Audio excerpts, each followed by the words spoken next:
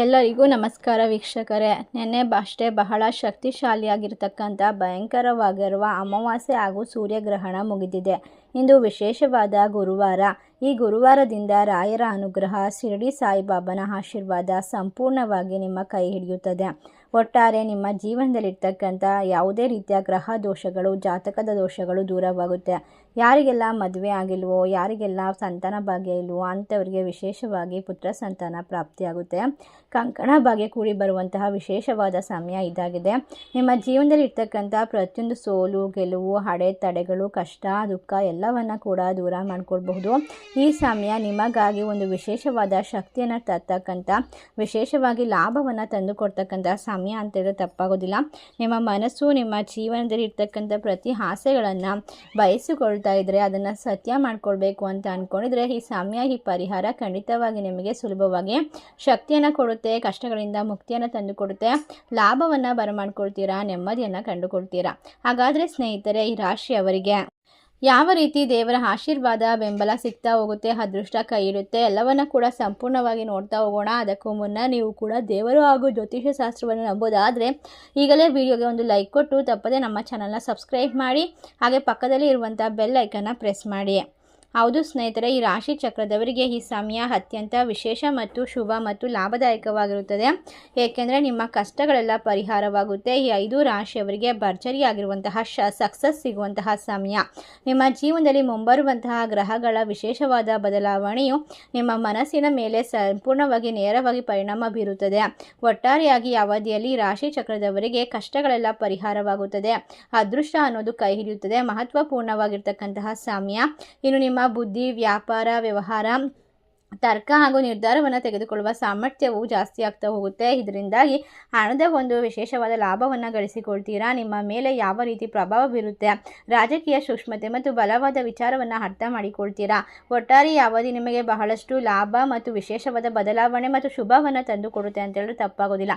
ಹಾಗಾದರೆ ಸ್ನೇಹಿತರೆ, ಹಿಂದಿನ ಒಂದು ವಿಶೇಷವಾಗಿರುವ ಆಗಸ್ಟ್ 13 ಗುರುವಾರದಿಂದ ಯಾವ ರಾಶಿಯವರು ಅತ್ಯಂತ ವಿಶೇಷವಾಗಿರ್ತಕ್ಕಂತಹ ಸಮಯವನ್ನು ಬರಮಾಡ್ಕೊಳ್ತಾರೆ, ಯಾವ ರೀತಿ ಕಷ್ಟಗಳಿಂದ ಪರಿಹಾರ ಸಿಗುತ್ತೆ, ಎಲ್ಲವನ್ನ ಕೂಡ ಸಂಪೂರ್ಣವಾಗಿ ತಿಳ್ಕೊಳ್ತಾ ಹೋಗೋಣ. ಅದರಲ್ಲೂ ಕೂಡ ಮೊದಲನೇ ರಾಶಿ ಯಾವುದು ಅಂತ ನೋಡೋದಾದ್ರೆ ವೃಷಭ ರಾಶಿ. ಈ ರಾಶಿಗೆ ಸೇರಿದಂತಹ ಜನರಿಗೆ ಗುರುವಿನ ಸಂಪೂರ್ಣವಾದ ಅನುಗ್ರಹ ದೊರೆಯುತ್ತದೆ. ಇದರಿಂದಾಗಿ ರಾಶಿ ಹಣವನ್ನು ಬರಮಾಡ್ಕೊಳ್ತೀರಾ. ಒಟ್ಟಾರೆ ನಿಮ್ಮ 3ನೇ ಮನೆಯ ಮೇಲೆ ಹೆಚ್ಚಿನ ಪ್ರಭಾವವನ್ನು ಬೀರ್ತಾ ಇರೋದ್ರಿಂದ ಮನೆಯ ಪರಾಕ್ರಮ, ಪ್ರಯತ್ನ, ಸಂಚಾರ, ಕಿರಿಯ ಸಹೋದರ, ಸಹೋದರಿ ಅಥವಾ ಪ್ರಯಾಣವನ್ನು ವಿಶೇಷವಾಗಿ ತೋರಿಸೋದ್ರಿಂದ ನಿಮ್ಮ ಮನೆಯಲ್ಲಿ, ನಿಮ್ಮ ಜೀವನದಲ್ಲಿ ಅದ್ಭುತವಾದ ವಿಚಾರಗಳು ಈ ಸಮಯದಲ್ಲಿ ವ್ಯಕ್ತಪಡಿಸೋಕೆ ಸಾಧ್ಯವಾಗುತ್ತೆ. ಹೆಚ್ಚಿನ ಶುಭ ಫಲಗಳನ್ನು ಪಡ್ಕೊಳ್ತೀರಾ.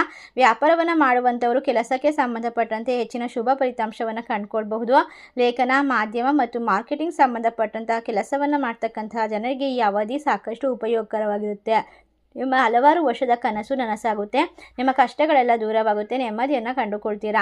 ಮುಂದಿನ ರಾಶಿ ಮಿಥುನ ರಾಶಿ. ಮಿಥುನ ರಾಶಿಯವರಿಗೆ ಈ ಅವಧಿಯಲ್ಲಿ ನಿಮ್ಮ ಅಧಿಪತಿ ಆಗಿರ್ತಕ್ಕಂಥ ವಿಶೇಷವಾಗಿರ್ತಕ್ಕಂಥ ಬುಧ ಗ್ರಹನ ಸಂಪೂರ್ಣವಾದ ಆಶೀರ್ವಾದ ಸಿಗುತ್ತೆ.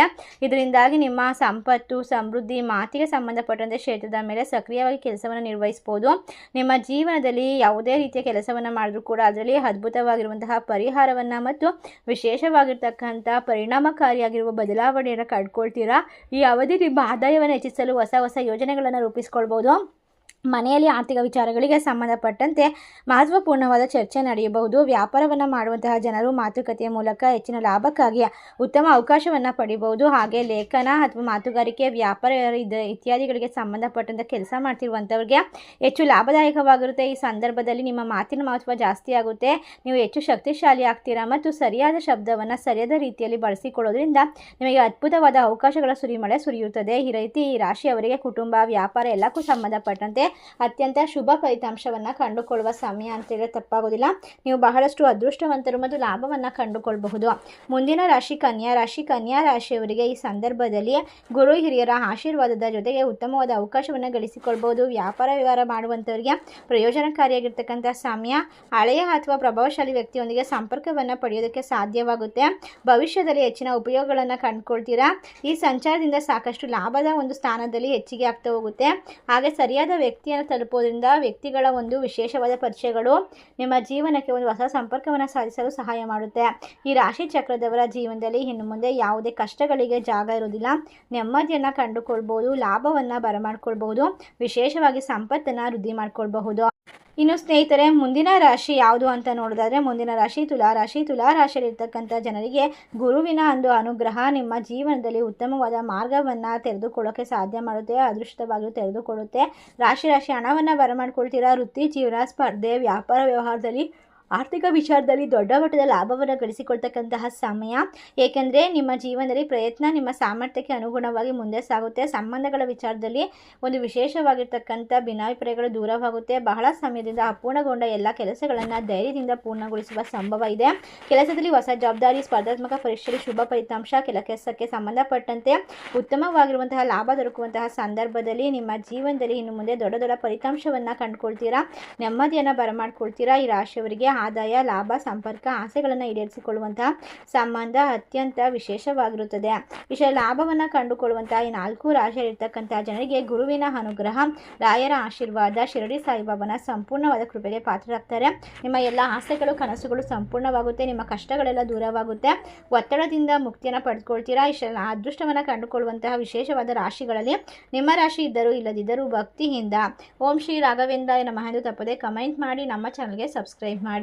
ಧನ್ಯವಾದಗಳು.